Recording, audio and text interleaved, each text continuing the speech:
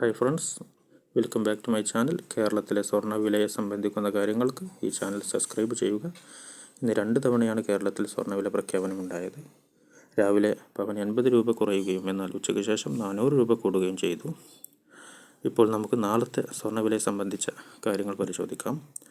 ഉച്ചയ്ക്ക് വില പ്രഖ്യാപന സമയത്ത് $4,211 മുതൽ $4,220 വരെയായിരുന്ന വ്യാപാര വില ഇപ്പോൾ അന്താരാഷ്ട്ര മാർക്കറ്റിൽ 4,270 വരെ എത്തി നിൽക്കുന്ന ഡാറ്റയാണ് നമുക്ക് ലഭിക്കുന്നത്.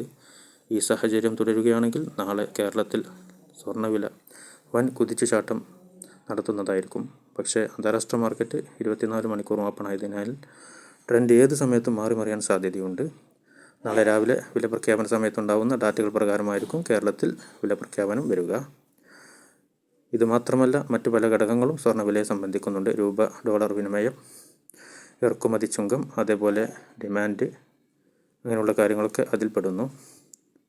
നാളെ സ്വർണ്ണവില വീഡിയോയിൽ അറിയിക്കുന്നതാണ്. Thank you.